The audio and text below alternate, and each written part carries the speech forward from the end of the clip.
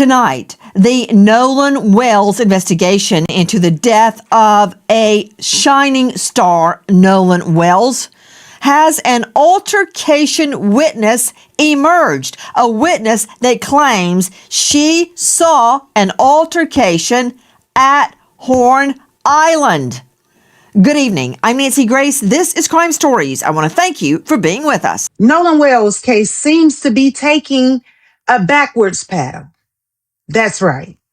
All of a sudden, a new witness have come forward. And what she had to say takes us back to the beginning. And we're about to get into it. But before we get into it, I need you to like, share, and subscribe to the channel so that you're alerted the next time I upload a new video. Remember, we talked about Katie in the beginning. This witness is bringing information that just may blow your mind. Let's talk about it. In the beginning of the Nolan Wells case, Warren sat down with Officer Tatum and stated that Nolan stayed back on the island with Katie. Then later on, more information came out stating that there was an altercation on the island, but the boys swore that that was not Nolan. Now we have a witness coming out and stating that she saw Nolan Wells get into an altercation over his phone on the island. Thanks to Secret Service Sam, he gave us an update regarding this. Take a look at this clip. I've not spoken publicly about this before, but I witnessed an altercation involving Nolan Wells from a boat nearby. What I saw has stayed with me, and I believe it's important information. I have provided or intend to provide my account to the appropriate investigators because Nolan's family deserves the truth. Out of respect for the ongoing investigation, I won't speculate beyond what I personally observed. While I was on the boat near the area, I witnessed an altercation involving Nolan Wells and several other individuals. I saw what appeared to be an argument that escalated after there was a dispute involving Nolan's phone. I heard Nolan yelling for his phone to be returned. The argument continued after the group reached shore, and I observed a physical fight involving Nolan and multiple people. I also observed a young woman telling them to stop. At that point, I left the area because the situation had appeared to be getting worse. I did not remain long enough to witness what happened afterward. Everything beyond what I personally observed would be speculation, so I cannot honestly say what occurred after I left. Then she said she messaged one of the individuals that she saw, "Hey, I just want to say I was a passenger on another boat and I saw the argument between you guys and we'll go to the police with this information. I also have video footage. My husband doesn't show much, but it shows the argument that was taken and how you guys were upset at Nolan because of the young lady." Could this account be correct and accurate? That's what we need to find out. But remember, we had the attorney make a statement and say that someone saw Nolan Wells in an altercation at approximately 6 p.m. and that was after the boys had left. Now, the timeline on this altercation that the new witness is stating, or is this one of the witnesses? We don't know the timeline because she didn't give it in this quote unquote confession, I want to say. But nevertheless, they wanted to say Nolan Wells wasn't involved in that altercation. However, we had other statements come out and said Nolan Wells was involved and it was over the phone and it was regarding Katie. And all of a sudden, Katie disappeared. Now we have lion-ass Brandon Tatum sitting down with Nancy Grace, giving a whole different account. This man is going to hell with gasoline draws on. But listen to what he had to say on Nancy Grace yesterday. Partier at Horn Island, that is significant. It could prove or disprove your friend's timeline? Well, Nancy, I think that it's a big obstacle to climb here because I've never heard of this altercation whatsoever. Nobody that I've talked to have alluded that this altercation was real. And also Katie, whom I saw her text messages, she didn't even say this altercation occurred. What I will say is that if I was an investigator in this investigation, I want to hear that. I want to be able to compare that information to other things that we may have or other witness statements. But I don't think it's significant because it doesn't show if Nolan Wells was actually killed in that altercation. She's claiming that there was an altercation between him arguing with somebody else. There was a potential fight, but that doesn't get me to how did he drown? How did he get in the water? And how did he not recover and come home to his family? So I would take that into consideration. I would compare that to the other interviews that I've done, but I don't think it's significant whatsoever. However, I would be incredibly skeptical because there's no other statements that I've heard from anybody that comes even close to an altercation with Nolan Wells and others over a girl. Now, we all know Officer Tatum is a big liar because he's going to hell with gasoline draws on. Okay. But either he's trying to save face, covering for the boys, or being paid to lie. We all know, or speculations is out there that he's in some type of arrangement because you see his bourbon sitting behind the attorney and all of that extra stuff. So we know he's tied into these people. But the clip I'm about to show you, this man just sat there and told Nancy Grace he never heard of it. But here is a clip of this man stating that someone DM'd him this very conversation that we just heard. And he didn't know the time. Then he started talking about 6 p.m. How you go from you don't know the time that they saw this, but it was at 6 p.m. in the end. This man, this whole case, this cover up is so unreal. But we all know why. Take a look at this clip. Received a DM from someone DMing another person. Now I'm trying to leave these names out because I want to not mess this investigation up. I think law enforcement already have this. That alluded to the fact that, and I messaged this person because I want to talk directly to the person that I saw the DM from. And we haven't talked to this person yet. But the person said in the DM to another kid that is associated, not any of the kids that I interviewed to talk to, but that could be associated to some degree, that knew Nolan, that this person wrote a message saying, me and my husband saw you arguing with Nolan, and to the effect of you're going to spend the rest of your life in prison. Now, the person did not say they saw a physical altercation. The person did not say what time they saw Nolan and this other person getting into an argument. Now, this is after Warren, their boat left. This may be somewhere around a little bit before 6. What I'm thinking at this point, with all that has been said, is that somebody knows exactly what happened to Nolan, or they saw him right before he died. I am not convinced that Nolan was just out there and drowned. The unsurmountable amount of cover up in this case shows us, proves nothing but guilt surrounding those boys, in my opinion.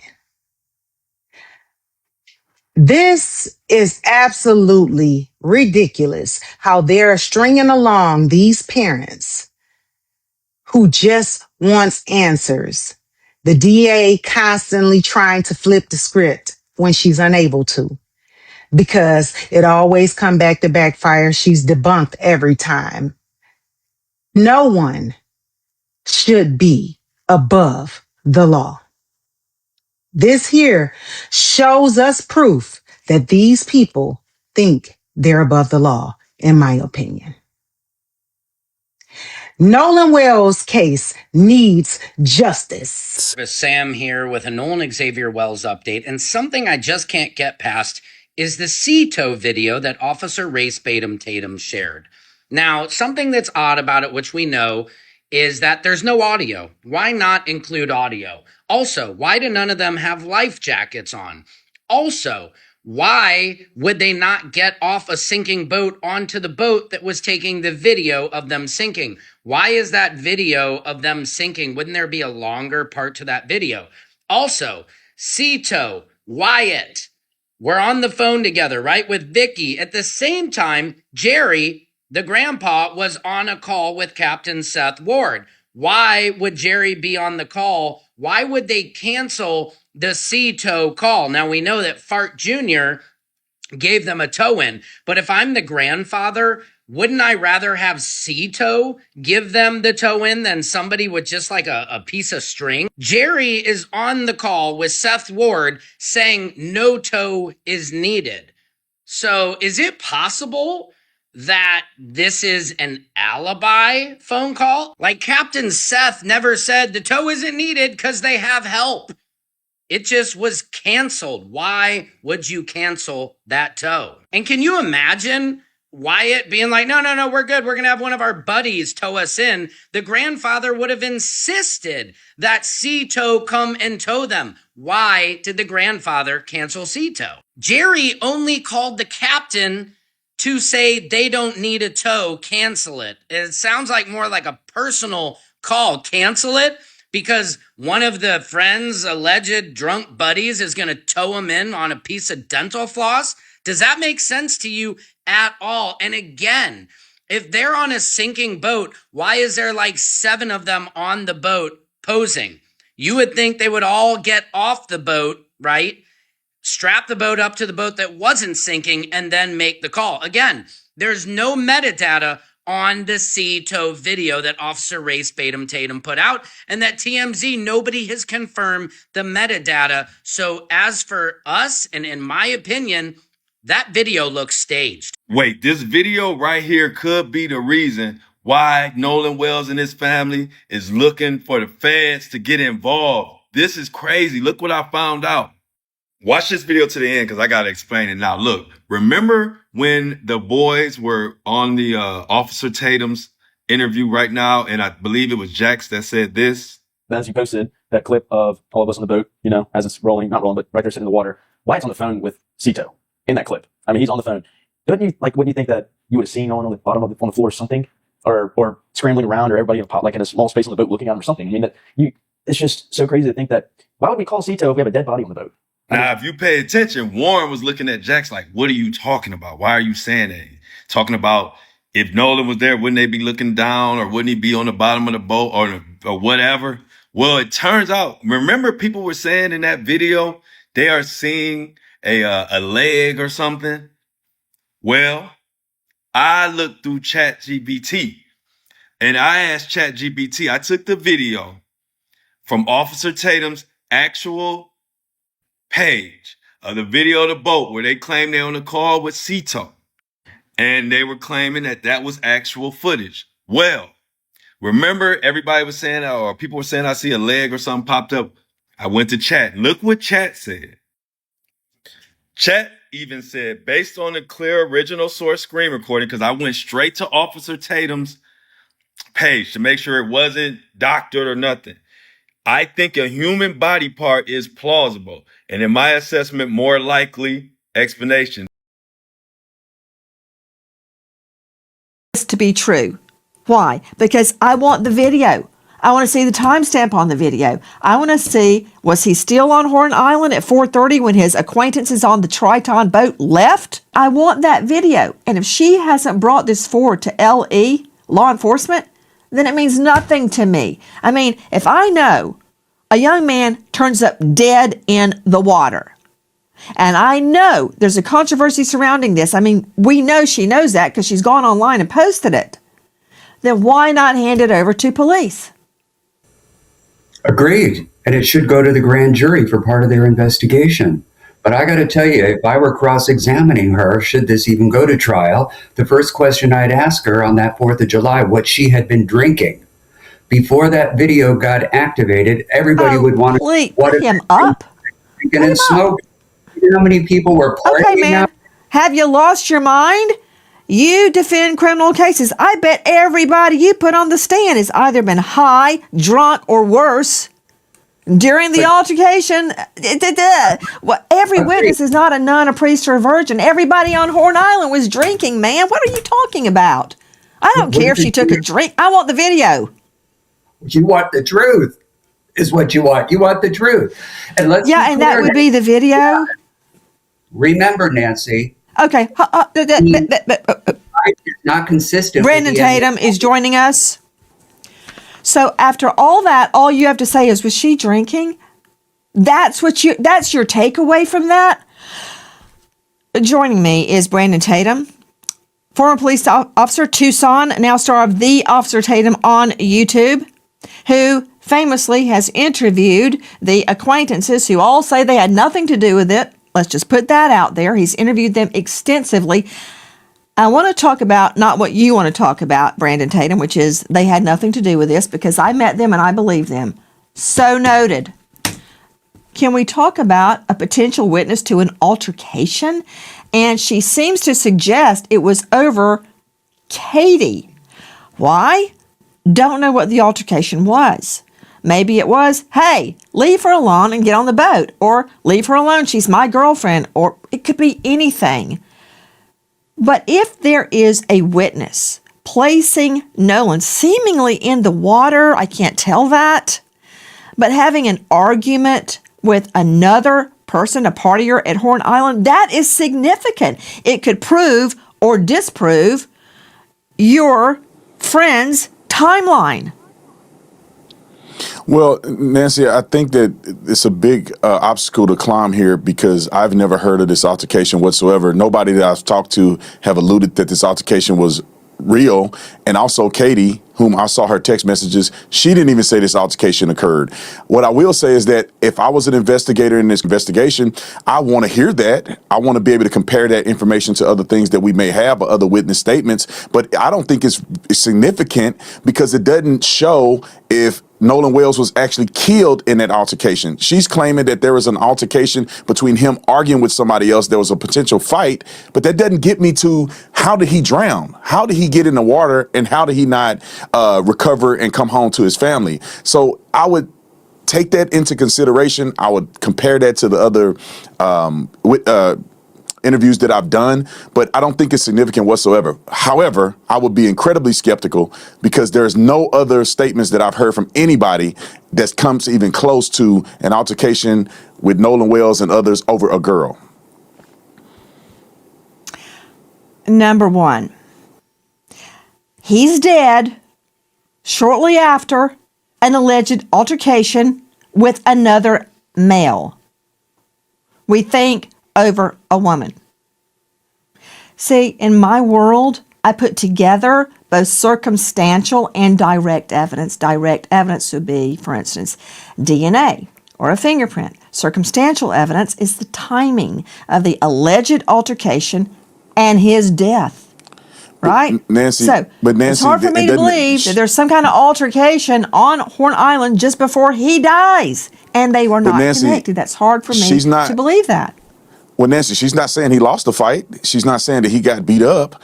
If you look at the autopsy, there's no clear signs of blunt force trauma to his face or any of the vital areas that could kill him. So it doesn't appear that there's any indication that he lost a fight, that there was enough trauma in this particular fight that would lead to his death. And when you look at the autopsy, there is no blunt force trauma to his face. There is no lacerations or damages to the back of his head. This is redness that was underneath the skin. Oh, wait, are you looking at the screen? Because I'm looking at a big red mark on the back of his head. Yeah, but this is underneath the skin. This is not a big red gash that's in the back of his head, which would be consistent with blunt force trauma. This is something that occurred underneath the skin that could have been from pooling of blood after his death due to, Okay, I need to explain something. I'll let the experts talk about specifics, but it doesn't appear that. Okay, let's do that. But I want everyone to understand why Officer Tatum is here. Officer Tatum and Philip Dubé and others on our panel tonight are taking a particular side, right? It's called cross-examination, and it is similar to what happens in court. A theory emerges, a line of questioning emerges, and the other side tests it with fire under cross-examination. And then, hopefully, you get to the truth. Right now, we're talking about an alleged eyewitness to an altercation just before Nolan Wells is dead. If she has not handed this over to the police, it doesn't mean a hill of beans to me. But Tatum has a good idea, and that is, let's let an expert discuss it. To Joseph Scott Morgan, death investigator, professor of forensics, Jacksonville State University. You can see him now on a hit podcast. It's on YouTube, Body Bags with Joseph Scott Morgan. Joe Scott, if there had been not a blunt force trauma that Officer Tatum is describing, but a fist fight, if there had been a fist fight, plus body in water for multiple days, body decomposition, would you expect to see red marks on the hands at that juncture, on the face? What would you expect if there had been a fisticuffs? Yeah, you would see, well, first off, above discolored areas, like consistent with contusions. If there are facial strikes or just body blows, you can actually see abraded areas over the surface of his fingers, and these are very subtle sometimes. And if there is decomposition, which we believe there is, particularly per the second autopsy that was performed, he didn't make note of this. And can I go one more step with this? And this is kind of graphic, but people need to understand this.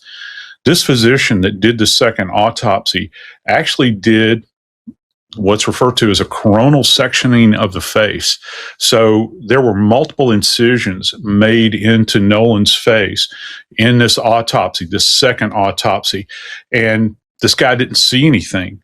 He didn't see anything that was of import relative or indicative of blunt force trauma. And I would think that if there was contact, particularly if he's fighting a group of people, these sorts of things, you're going to have injuries probably on the leading edges, or what we refer to as the blade of the arm right here on the forearm, the back of the hands, the knuckles, those points of contact. And certainly if there's facial strikes going on with him, which we find with blunt force trauma many times with fisticuffs, as you say, you'll see these strikes, you'll see marks on the face.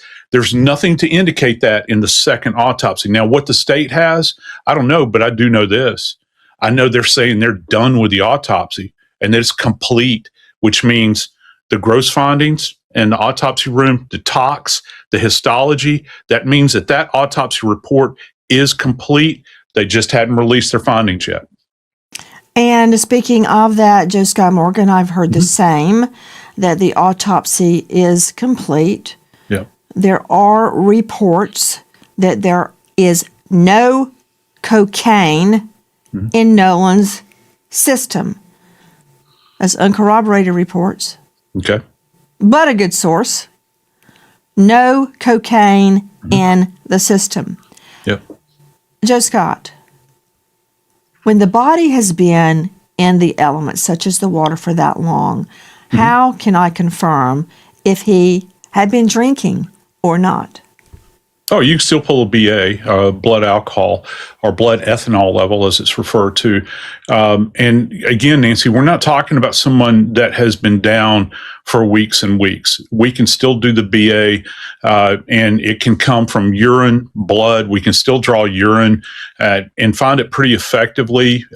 You'll have what's referred to as qualitative. We've talked about this before, and I know you understand that. But so our friends understand, you have a qualitative amount, which they say, yes, it is present. And then you have a quantitative amount where they do the measurement of the BAC, the blood alcohol content. Just think about DWI, DUI, wherever you're from, those levels. And then we get up to those lethal levels. That's really what I'm interested in relative. And yeah, I'm interested in any of the other toxicological findings you might have relative to anything illicit or illicit drugs, but particularly with alcohol, because that has been kind of this thing that has been said over and over and over again. Well, let me see it. I want to know what the blood alcohol level was like. And historically, I would like to know what his level of experience has been with alcohol. As you well know, because of cases you've worked on in the past, Nancy, if you're a lightweight, if you've never had anything to drink and you start taking on copious amounts of alcohol, and you're kind of a neophyte in this area, it can have very, very lethal outcomes. Let me understand. Joe Scott Morgan joining us, star of Body Bags with Joseph Scott Morgan on YouTube and Death Investigator. When I'm asking you, even if the body has been in the elements for a period of days, can I still get a blood alcohol? Maybe not from urine, but you certainly can't do a blow test. But can you take human tissue from one of the organs and extract a blood alcohol from human tissue? No, it'd be very difficult. Generally, the liver is the best candidate. We'll spin that down. We'll take a section of it, spin it down, and liquefy it. But again, I submit to you, Nancy, that he has not been down long enough to compromise the ability to get at least a quantitative amount. Yeah, to get a BA. Okay. To Philip Dubé joining me, a veteran trial lawyer, defense attorney out of the LA jurisdiction. I'm not quite sure why you're so focused on who had been drinking. Let's take a look at the video. Let me answer that for you. Everybody was drinking. Okay? Everybody had a snootful. So, even someone drinking can see an altercation, Dubé. No, of course you can. I can see that crowd of people out there. It was a bustling, hot 4th of July afternoon. But who's to say that the people that she saw included Nolan Wells? And that's why you got to get into her ability to perceive and recollect being impacted by intoxicants such as alcohol. I would want to know if she had imbibed. I really would. Not to mention, the autopsy findings thus far do not reflect any type of physical insults or injury to his body. At most, what you have are signs. I'm asking you about your fixation on the witness having been drinking. Joe Scott Morgan has already addressed the body. I'm talking to you about the alleged witness. Yeah. If she had in fact been drinking, I do believe, unless they really have a video showing him in HD quality, showing that he was in a fight, then I would call her ability to perceive, recollect, and even state that there was an altercation going on in her presence. You know, Brandon Tatum joining us, Officer Tatum on YouTube. I've cross-examined a lot of witnesses, and I cross-examined them exactly on that. How far away were you? Did you know the target? Were you familiar with them?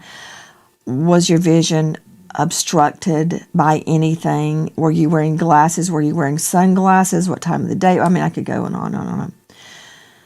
But unless you have a nun, a priest, or a virgin on the stand, or maybe Angel Gabriel might come down and testify, you have to take your witness as you find them. And I'm sure you've had a lot of drunk witnesses in Tucson, to everything from a bar fight to a murder to a dope deal.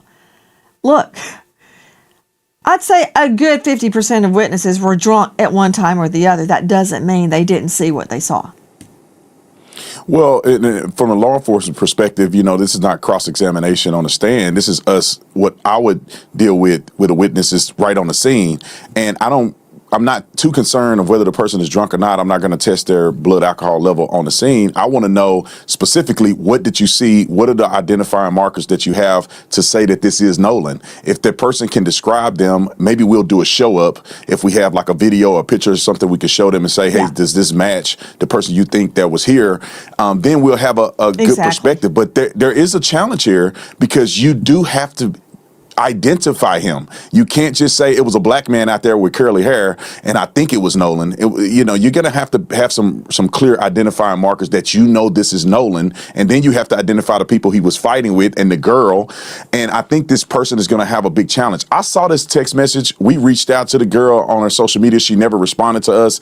I don't know if she ever really sent it in to the police, but it is problematic, in my opinion, if she hasn't. If you're going to say somebody is going to spend time in jail, or you are alluding to the fact they've committed a crime, and the fact now that we know that Nolan did not survive being out there at Horn Island, and you never submitted that to law enforcement, there's a potential that that's tampering with evidence. If you have evidence of a crime and you're withholding that from law enforcement and you knowingly and intentionally are doing that, that could be very problematic for a person who claimed to be a witness. No.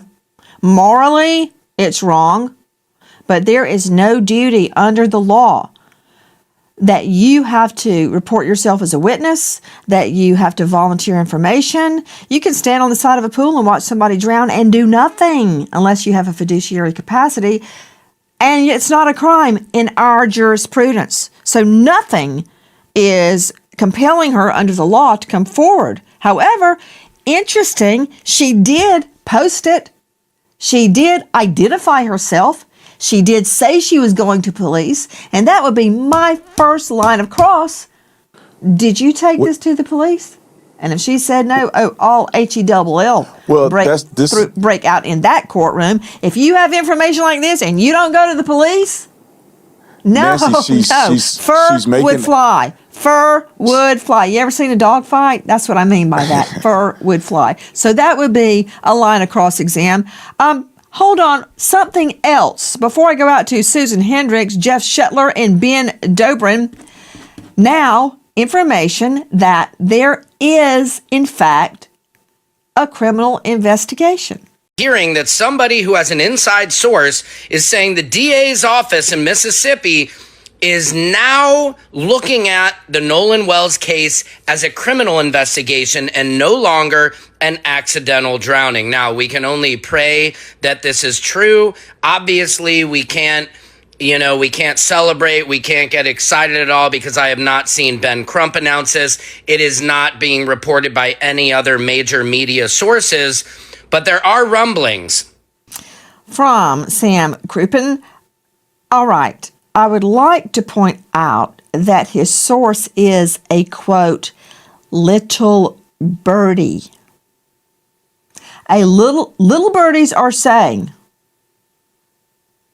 that an inside source says the DA's office is now looking into the Nolan Wells as a criminal investigation. I can't put that up on the stand. Susan Hendricks joining me, investigative journalist and author of Down the Hill, My Descent into the Double Murder in Delphi. Susan, you get laughed out of court if your witness said, a little birdie told me, number one, that's hearsay, but a little birdie? Yeah, exactly. It makes me wonder, did that woman, those text messages about some sort of altercation, is the grand jury analyzing this as we speak? Because finally the DA came out and said, look, I can't release anything that's going on, but let it be clear, and I'm paraphrasing, that we are investigating this with a grand jury. Susan Hendricks, you're absolutely right. She states most recently, this is the elected district attorney, my obligation and commitment is to present the grand jury with all the evidence collected in the case in order for them to reach a decision based on a thorough investigation, complete evidence presentation, the actual truth, and an understanding of the law. I'm obligated to do so in keeping with the law and the rules of the court. She goes on to state, I stand firmly on the rule of law and my ethical obligation. That is what the people of Jackson County elected me to do. I will present the grand jury with a thorough, complete, and fair investigation into the death of Nolan Wells. Now, is there a criminal investigation? According to some sources, there is. We keep hearing there is no criminal investigation. To Dave Mack, Crime Stories investigative reporter, what is the truth of it tonight? Nancy, it hasn't been announced that there's a criminal investigation, but it just stands to reason that they are doing a full investigation into the death of Nolan Wells. At this point, we don't have a cause of death, Nancy. They have not released the reports on the autopsy that was done by the state, completed weeks ago. We don't know anything. Nothing's been released. So whether they're doing a criminal investigation or not, I think it stands to reason they are investigating to every piece of evidence they can find to determine what happened and what they can present, they being investigators, to the grand jury.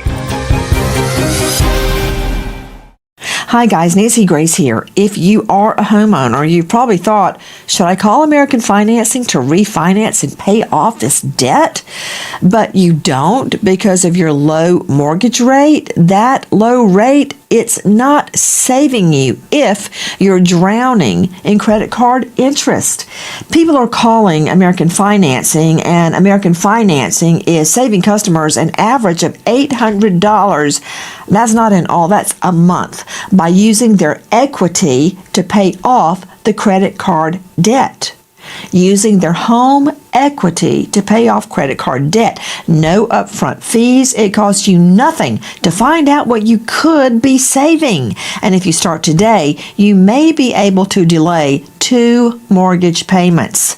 American Financing, 866-888-0344. Repeat, 866-888-0344. Or just go online to americanfinancing.net/Nancy. Disclaimer, NMLS 182334, NMLSconsumeraccess.org. APR for rates in the 5S start at 6.327% for well-qualified borrowers.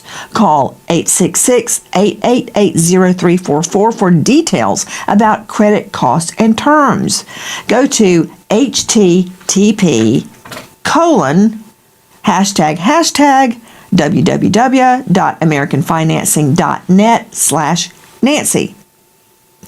Average savings are based on borrowers who save over $199.99. And good luck. I understand the public's urgency to know what happened to Nolan, but we are not taking time for time's sake. We are taking the time required to complete the work this investigation demands. Since Nolan was reported missing, local, state, and federal law enforcement agencies have worked around the clock investigating what happened to him. Every piece of evidence must be examined. Every credible lead must be followed to its conclusion. Every witness interview must be analyzed in context of all other evidence. The pressure for answers does not change what the work requires. Our responsibility to Nolan and our community is to complete this investigation thoroughly, carefully, without compromise, supported by the evidence and worthy of the confidence of the people we serve. I also understand that many people have questions about why more information has not been released publicly. In Mississippi, the rules of professional conduct restrict the information a prosecutor can release during an investigation. Our restraint in communicating facts and evidence is not an effort to keep the truth from the public. It is an effort to protect the integrity of this investigation and the grand jury proceeding. And tonight, more rumblings that the wrong boat was searched. The MDMR report states that the searched vessel was called a Tide craft, right? On July 8th. But witnesses show he used a Tide line boat on July 4th. In the MDMR report, right down at the bottom in the yellow, it says Tide craft, not Tide line. From Sam Crouppen to Ben Dobrin, emergency response diving instructor and trainer. Ben, thank you for being with us. What about the mistake in the name of the boat, if it was in fact a mistake? And could that explain any problem in getting GPS information? Well, absolutely, because they're two different brands of boats. It's like saying, I'm going to search a Ford, and then you go out and search a Chevrolet in a car. They're very different brands of boats. And so if they were searching the wrong boat, then any information on that boat would be the wrong information. So if you're going after the GPS plotter on the Chevrolet, but you want the GPS plotter off of the Ford, they have no bearing. And so if you're searching the incorrect boat, you have incorrect evidence. To Brandon Tatum, star of The Officer Tatum on YouTube, we just saw some video from your show. And I'm trying to figure out, among other things, what time and day, if you have a time and a date stamp on that, that seemingly shows the Triton with a lot of people on it leaving the island, leaving Horn Island. Do you have a timestamp on that? I don't have the timestamp. I can ask them to see if they can get it to me. When I watched this video and they presented it to me, this was during the time that the CETO call was occurring. So it had to been right around that time. You could see Wyatt on the boat on the phone. And so this is how it was presented to me. And just to kind of answer your question about the boat searches, it's partially irrelevant depending on the investigation and the interviews that they've done. There is no indication that there was a crime committed on any one of these boats. When you have 60 people that have already given statements to law enforcement, you have the young men that I interviewed that were on their boat that left the island, and then you have people that saw Nolan on the island after they had left. It's no indication that Nolan was on any one of those boats at any point in time and that a murder occurred on those boats. So regardless if they searched them or not, it was offered up for them to use a cadaver dog, but that never occurred. And so I don't really think that the boat situation or search is significant. The boys submitted their Life 360, which is how they got a GPS tracking of when they left the island and how they got from point A to point B, where they docked and all of those things. So all of the information has been concluded, or at least have been explored, and it didn't appear that there was any foul play on any one of the boats. Okay. Officer Tatum, I respect everything that you just said. But to have a witness tell me it's true because I said so and because my friends say so, that doesn't mean it's true to me. This is GPS. It could be true. They provided GPS. That doesn't tell me what happened to Nolan. Just because they got I'm saying GPS, they provided Life 360, came back. They provided Life 360. They provided the CETO call, and you can put those two things together and say, okay, the timeline matches. And if they left at 4:30, they were already gone. All three boats that came out were already gone when Nolan was last seen. So now you have a timeline that's consistent with evidence that they presented. Right there. I was going with you until you said the time Nolan was last seen. Because their GPS data, I'm sure, is correct. And their Life 360 data, I'm sure, is correct. I'm not arguing with the technology. But what happened just before that? Where was Nolan when they're leaving the island? If you can place him on that island at 5 or 6 o'clock, please do it. And then I will turn attention elsewhere. I'm not trying to hang your friends, the people that you have interviewed. And I respect that you believe them, and maybe you're right. If he can be placed on that island at 5 or 6 o'clock, then they're in the clear. But I want to know who's placing them there, him there, and how. Reports have come out that there's two reliable witnesses. TMZ reported on this. They said they saw Nolan a little bit before 6 p.m. There was also the young lady, Katie, who sent text messages to one of the boys that I interviewed. I saw the text messages where she alluded to the fact that she did not see Nolan get on the boat. She heard the boys yelling for Nolan to get on the boat. So Nolan never got back on the boat that he came on. So you have the boats leaving. You have a CETO call. You have testimony from everybody on the boat.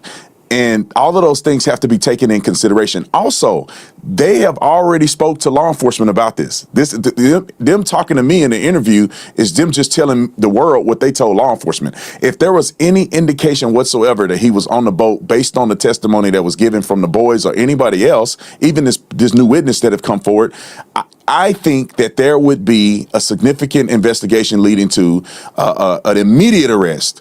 But they clearly don't have any clear evidence that there is a crime that is committed, and especially a crime that was committed from the boys that I interviewed. I can't speak for everybody else, but I know the young men that I talked to, they were gone. There's no indication that Nolan was on the boat whatsoever. They're giving statements. Katie gave a statement. Even this person is claiming that they saw Nolan get into a fist fight. It appears that this person is claiming that the fight has happened after Wyatt and the rest of them had left on the boat. Hi guys, Nancy Grace here. Please join us on Crime Stories and stream it first on Fox 1. When breaking crime news develops, we investigate it and bring it to you. Bombshell updates, answers to unanswered questions from cases making the headlines and cases you may never have heard of until Crime Stories. We go inside investigations with exclusive interviews, crime victims, families seeking justice, investigators, experts, and sources from within the case itself. Stay on top of the nation's biggest trials with us, including gavel-to-gavel coverage with real-time analysis. Crime Stories with Nancy Grace. Stream it first on Fox 1. I hope to see you there, and thank you, friend. Ben Dobrin joining us, emergency response diving instructor. What do you think regarding the boats, not just the Triton, but the other two boats that traveled with it? My question is, where did he go in the water? They got him out of the water, obviously, on July 6th. But my question is, where did he go in the water, and when did he get into the water? Was it a drowning? Bodies behave differently underwater, whether it's a drowning or it was a killing elsewhere. There's a lot of different variables. The body washed up very close to where he was last seen. There's a lot of current in that area. If it was a drowning, people generally sink when they drown. But if you don't drown and you're put in the water, you're more likely to float. And so there's a lot of variables that come into play of where the body was recovered versus where the body went in, and the timeline also. 2 days, if the body had been in the water for 2 days, that does lead to decomposition. The water temperature is around 85 to 88 degrees. That's very warm water, a lot of bacterial growth. And so a lot of different variables in play of where the body went in and where it came out and the when. Those are my questions. He's an athletic young man. He's very muscular. Muscles sink in the water, fat floats. And so if he drowned, he was probably going to be on the bottom for a while. And if it was 2 days, that makes sense if he drowned and then washed up very close to where he went in. And so to me, that's a big piece of important information is, if he drowned, he was recovered very close to where he was last seen. But what does that prove? If he drowned and he floated, because in warm water it takes 2 to 3 days for your body to decompose and float, it proves that he drowned, whether it was somebody holding him underwater or him trying to swim somewhere and wasn't a good swimmer. I have no idea. But we haven't gotten the results from the autopsy, and the autopsy is going to tell us a lot. If he drowned, that's an important piece of information. If he did not drown, that's even more important. You have somebody who was found in the water, his body was found in the water and did not drown. That's a very important piece of information. But if he did drown and they found him in the water, that can open up a lot more avenues for investigation at that point. Philip Dubé joining us, veteran trial lawyer. Philip, we know, because the district attorney has said she is presenting information to a grand jury. There are reports it is a criminal investigation.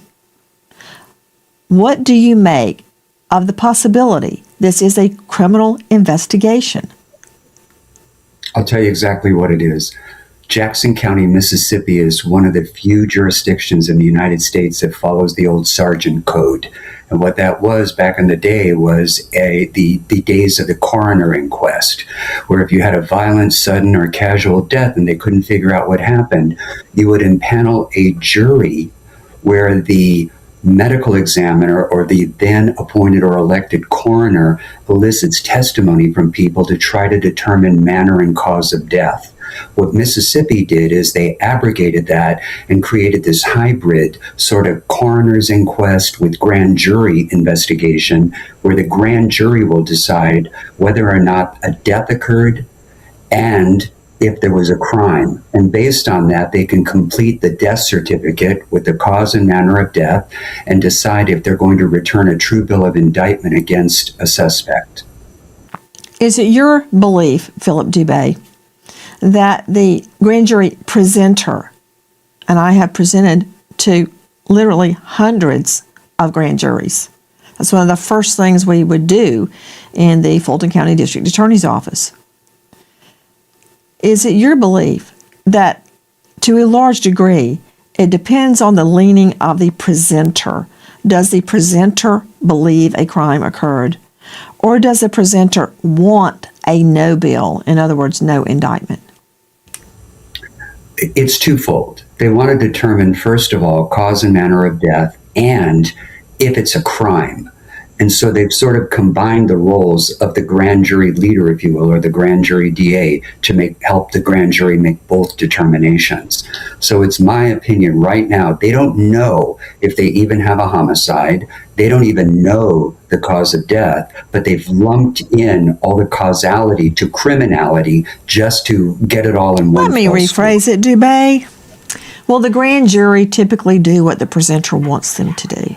I mean, haven't you heard the phrase, the grand jury will indict a ham sandwich if the presenter wants them to? Sure. Yes, so they will. yes? But it is. Okay, so we'll see what happens with this secret grand jury. You're on cross-examination. Who is our next sponsor? Well, here is a probative clue. Meow. Smalls makes fresh human-grade food designed for cats to thrive, while Big Pet Food uses cheap filler. Smalls features 80% animal protein and zero artificial junk. 88% of cat parents report better digestion, softer fur, and more energy for their cats to play. It's a healthy investment your cat will love.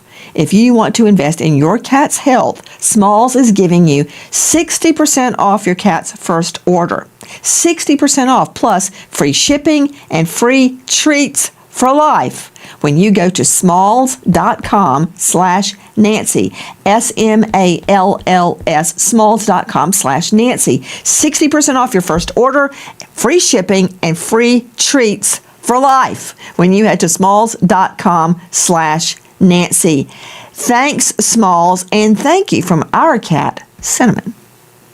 Tonight, we are trying to confirm or refute claims that Nolan Wells was alive on Horn Island after 5 or even 6 p.m.